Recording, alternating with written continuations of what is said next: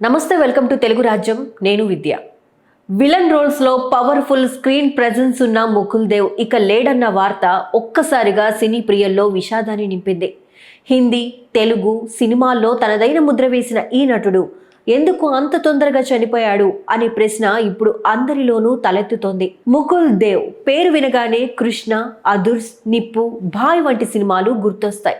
హీరోల ఎదురు నిలిచే టఫ్ విలన్లుగా తెలుగు ప్రేక్షకుల మనసుల్లో చోటు సంపాదించుకున్న ముకుల్ హిందీలో కూడా సీరియస్ రోల్స్ లో బాగా పాపులర్ అయ్యారు. ముఖ్యంగా చెప్పుకోవాల్సింది ఏంటంటే ముకుల్ ఎవరో కాదు, మనందరికీ పరిచయమైన విలన్ రాహుల్ దేవ్ తమ్ముడే.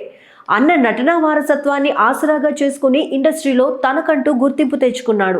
అయితే తాజాగా ముకుల్ దేవ్ మృతి చెందాడన్న వార్త ఒక్కసారిగా బీటౌన్తో పాటు టాలీవుడ్ లోనూ షాకింగ్ గా మారింది.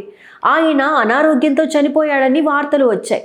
కానీ అసలు ఏమైంది, అసలైన కారణం ఏంటని ఎవరు స్పష్టంగా చెప్పలేకపోతున్నారు.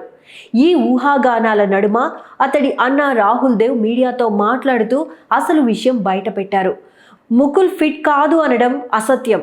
హాఫ్ మార్థాన్ పరిగెత్తగలిగినంత ఫిట్నెస్ అతనిది. కానీ తల్లిదండ్రుల మృతి, భార్యతో విడాకులు ఇవన్నీ అతన్ని మానసికంగా దెబ్బతీశాయి. ఫలితంగా ఒంటరిగా జీవించడానికి అలవాటు పడ్డాడు. ఆహారపు అలవాట్లు పూర్తిగా మారిపోయాయి. సినిమాలు చేయమన్నా ఒప్పుకోలేదు. చివరికి తినడం కూడా మానేశాడు. వారం రోజుల పాటు ఐసీయూలో ఉన్నాడు. ఆహారపు అలవాట్లే ప్రాణాలు తీశాయని వైద్యులు చెప్పారు అని రాహుల్ స్పష్టం చేశారు. ఇప్పుడు ముకుల్ గురించి అందరూ మాట్లాడుతున్నారు, కానీ హాస్పిటల్లో ఉన్నప్పుడు ఎవరు వచ్చి చూశారు అంటూ రాహుల్ దేవ్ గట్టిగా ప్రశ్నించడమే అందరినీ ఆలోచనలో పడేస్తోంది.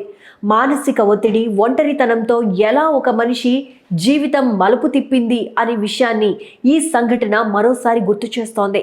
ముకుల్ తన కెరీర్ను సీరియల్స్తో ప్రారంభించి సన్ ఆఫ్ సర్దార్, జై హో, యమ్లా పగ్లా, దీవానా వంటి బాలీవుడ్ సినిమాల్లో కూడా తనకంటూ స్థానం సంపాదించాడు. తెలుగులో మాత్రం కృష్ణ సినిమాతో స్ట్రాంగ్ ఎంట్రీ ఇచ్చాడు.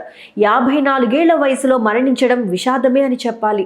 విలన్ పాత్రలు పోషించిన నిజ జీవితంలో మాత్రం ముకుల్ దేవ్ చాలా కూల్గా ఉండేవాడు. ఈరోజు అతడు మన మధ్య లేడు అన్న విషయం నమ్మశక్యం కావట్లేదు. కానీ అతడి కథ మాత్రం మనందరికీ జీవిత పాఠం చెప్పేలా ఉంది. ఒంటరితనం ఒక శత్రువు అన్న విషయం గుర్తుంచుకోవాలి. ఇలాంటి సినీ కథలు, జీవిత విశేషాలు తెలుసుకోవాలంటే తెలుగు రాజ్యం ఛానల్ని సబ్స్క్రైబ్ చేసుకోండి. లైక్, షేర్ చేయడం మర్చిపోవద్దు.